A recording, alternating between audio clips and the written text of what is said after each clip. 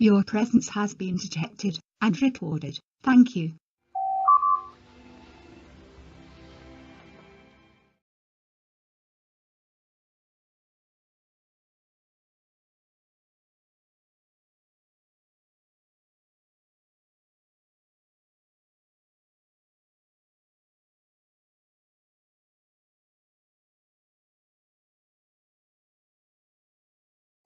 Over 1,500 immigrants, many of whom come to this country to flee climate impacts, poverty, and violence.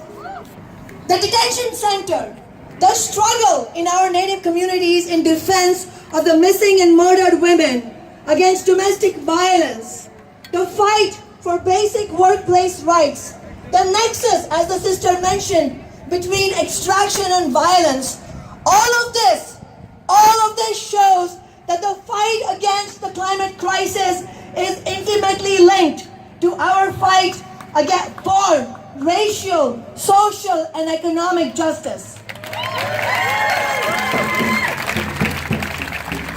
I want to join Nanette Reeds in congratulating the little town of Hansville and my fellow activist and socialist Pam Keeley, who stood up bravely and won a huge victory against timber giant Pope Resources.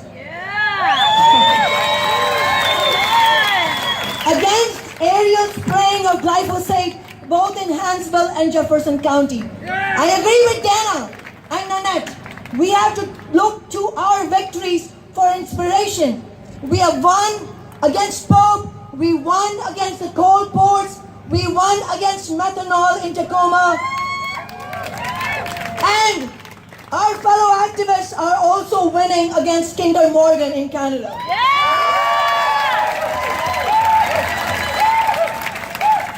Such victories are a reminder of how getting organized and fighting back works.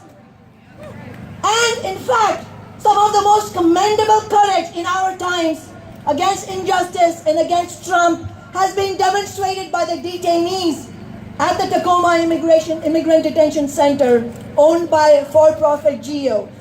The detainees have engaged in multiple-day hunger strikes to bring attention to the abysmal conditions inside and to be able to win demands for all immigrants. We stand with them in saying, abolish ICE. People over profits. Our movements must fight to end harmful fuels like LNG. We need to fight to tax big business and the wealthy, to fully fund mass transit, and also to make massive public investments in energy efficiency and clean, sustainable energy such as wind and solar, creating millions of unionized living wage jobs and providing a transition to the workers currently in the fossil fuel sector.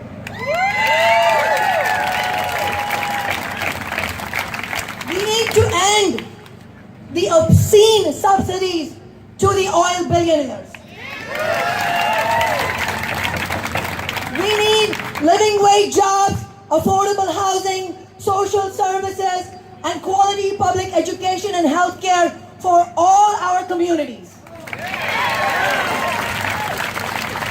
But my dear friends, as we know, the burning question is how do we fight for and win these policies? There has been almost total silence from the Democratic establishment on climate change since Trump was elected. It is because climate change demands transformative policies. Fighting climate change demands transformative policies that the Democratic establishment is paralyzed to act on because they continue to court corporate money for elections. Their corporate backers demand a doubling down on policies that maximize their profits. Corporate America and the billionaires broadly support Trump's relentless drive to eliminate hard-won environmental regulation. Therefore, I believe it is necessary that we build movements that are not beholden to the establishment of either of those two parties or a movement that is limited by what's acceptable to corporate politicians.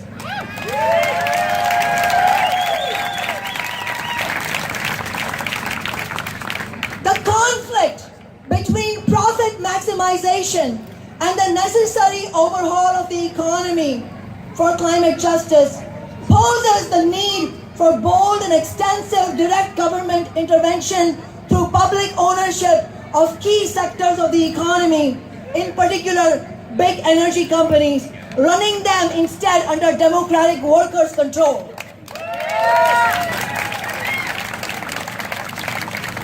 It would mean standing up to and trampling on the interests of corporate owners. It will also mean putting aside national interests to focus on international solutions. We will need to resist the attempts of big business to divide and conquer our movements.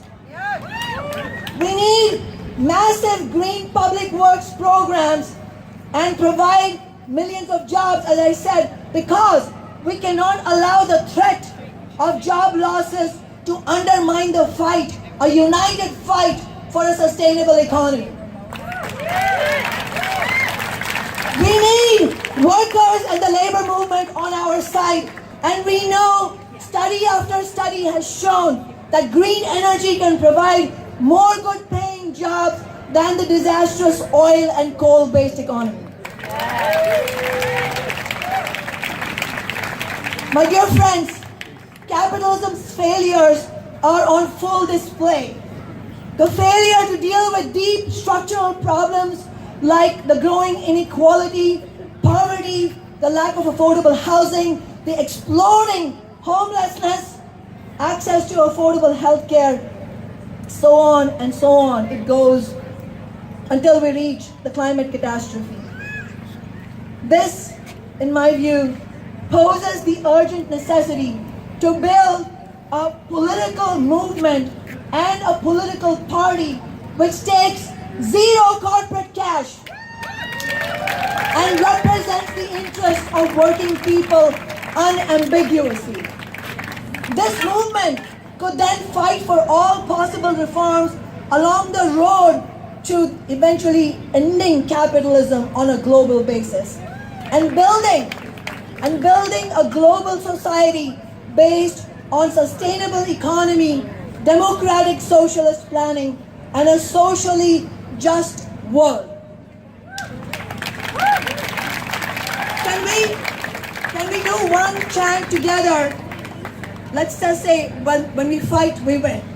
When we fight, we win. When we fight, we win. When we fight, we win. Louder. When we fight, we win. When we fight, we win. When we fight, we win. Thank you and solidarity.